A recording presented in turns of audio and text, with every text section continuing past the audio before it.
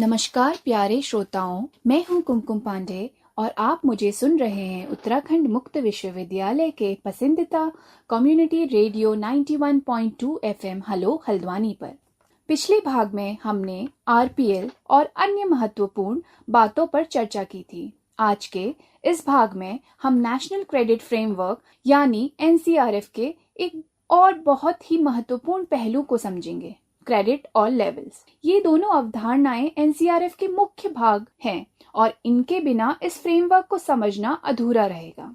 दोस्तों, आज की शिक्षा प्रणाली में सिर्फ इतना देखना काफी नहीं होता कि विद्यार्थी किस क्लास में है या उसने कौन सी एग्जाम पास की है। आज जरूरत इस बात की है कि हम ये भी समझें कि लर्नर ने कितना सीखा, कैसे सीखा और उस लर्निंग का माप क्या है। एनसीआरएफ इसी सोच को आगे बढ़ाता है। ये लर्निंग को एक स्ट्रक्चर्ड, फ्लेक्सिबल और मीनिंगफुल फॉर्म में समझने का एक नया तरीका देता है।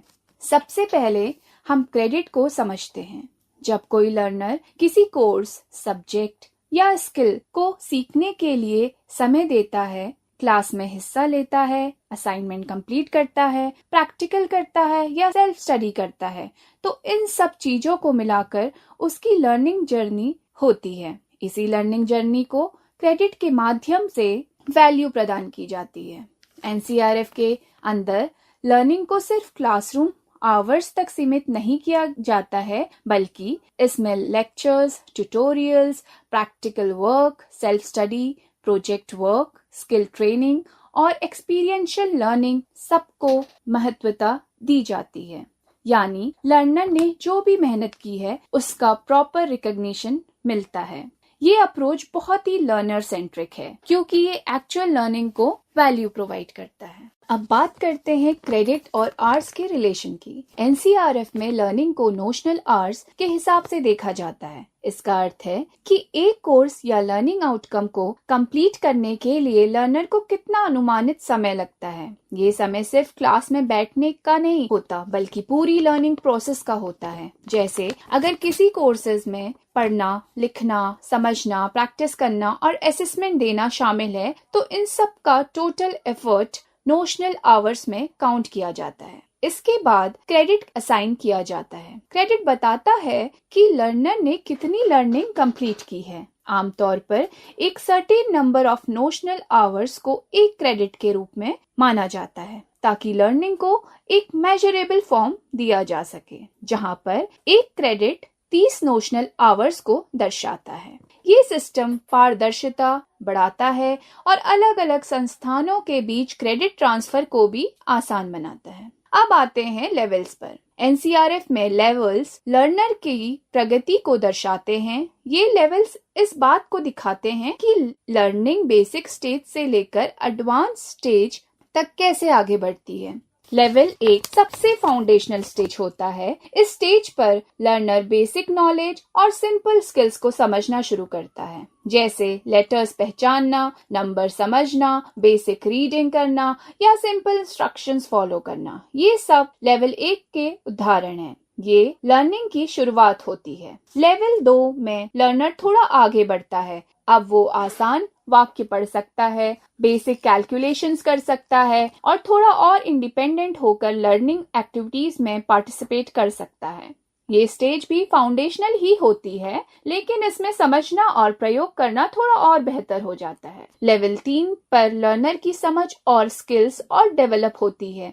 इस स्टेज पर वो simple problem solving, basic communication और गाइडेड टास्क को अच्छी तरह परफॉर्म करता है। यहाँ लर्निंग में कॉन्फिडेंस आने लगता है और लर्नर अपने कंसेप्ट्स को थोड़ा और क्लियरली यूज कर पाता है। लेवल 4 एक और स्ट्रॉन्गर स्टेज होती है, जहाँ लर्नर को ब्रॉडर अंडरस्टैंडिंग और एप्लीकेशन की जरूरत होती है। स्कूल एजुकेशन के इस स्टेज में स्टूडेंट सब्जेक्ट नॉलेज को ज्यादा सिस्टमैटिकली समझने लगता है। अब सिर्फ याद करना काफी नहीं होता, बल्कि कंसेप्ट्स को अप्लाई करना भी जरूरी होता है। इसके बाद हायर लेवल आते हैं, जहां लर्निंग और ज्यादा स्पेशलाइज्ड और एडवांस हो जाती है। लेवल 5, 6, 7 और 8 हायर एजुकेशन और एडवांस ट्रेनिंग की तरफ ले जाते हैं। यहाँ लर्नर सिर्फ इंफॉर्मेशन रिसीव नहीं करता बल्कि एनालिसिस, इंटरप्रिटेशन, रिसर्च और इनोवेशन की तरफ बढ़ता है। लेवल 7 और लेवल 8 को एडवांस्ड हायर एजुकेशन से जोड़ा जा सकता है। लेवल 7 पर लर्नर मास्टर्स लेवल की एडवांस स्टडी और स्पेशलाइजेशन की तरफ बढ़ता है, जबकि लेवल 8 रिसर्च और डॉक्टोरल लेवल लर्निंग को दर्शाता है। इस स्टेज पर सिर्फ पढ़ाई ही नहीं बल्कि नए नॉलेज क्रिएशन में भी योगदान देता है। एनसीईआरएफ का ये स्तर आधारित ढांचा बहुत उपयोगी है क्योंकि ये शिक्षा को एक सीधी रेखा में दिखाता है। सीखने वाले को पता चलता है कि वह किस स्टेज पर है, उसे आगे कौन सा स्तर हासिल करना है और हमारे सीखने का क्रेडिट सिस्टम में क्या महत्व है। इससे पारदर्शिता भी आती है और लचीलापन भी। इस फ्रेमवर्क की एक और खास बात ये है कि ये स्कूल एजुकेशन, हायर एजुकेशन और वोकेशनल एजुकेशन को अलग अलग नहीं देखता बल्कि इन सबको एक कनेक्टेड लर्निंग जर्नी का पार्ट मानता है। अगर कोई लर्नर किसी स्किल कोर्स में प्रैक्टिकल लर्निंग करता है तो उस लर्निंग को भी क्रेडिट दिया जाता है। अगर कोई लर्नर किसी फॉर्मल कोर्स के साथ एक्सपीरियंशियल लर्निंग करता है तो उसकी भी वैल्यू होती है। आज के समय में जब हम स्किल्स, एम्प्लॉयबिलिटी और लाइफ लॉन्ग लर्निंग की बात करते हैं तब क्रेडिट और लेवल्स का कंसेप्ट और भी महत्वपूर्ण हो जाता है।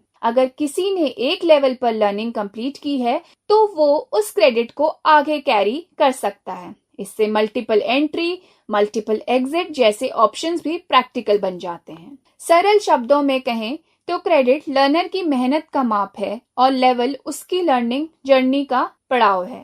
क्रेडिट बताता है कि कितनी लर्निंग हुई और लेवल बताता है कि वो लर्निंग किस स्टेज की है। दोनों मिलकर एनसीईआरएफ को एक सिस्टमैटिक और मीनिंगफुल फ्रेमवर्क बनाते हैं। तो प्यारे श्रोताओं, आज के इस भाग में हमने जाना कि एनसीईआरएफ सिर्फ एक पॉलिसी या फ्रेमवर्क नहीं है बल्कि ये शिक्षा को नई दिशा देने वाला एक बड़ा बदलाव है। क्रेडिट और लेवल्स के माध्यम से ये हर लर्नर की जर्नी को वैल्यू देता है, उनकी प्रोग्रेशन को दिखाता है और लर्निंग को ज्यादा ट्रांसपेरेंट, फ्लेक्सिबल और इंक्लूसिव बनाता है। अगले भाग में हम एनसीईआरएफ के किसी और महत्वपूर्ण पहलू को इसी तरह समझेंगे। लर्नर, आप मुझे सुन रहे थे community radio 91.2 FM hello Haldwani पर। फिर मिलेंगे, तब तक के लिए जय हिंद, जय भारत।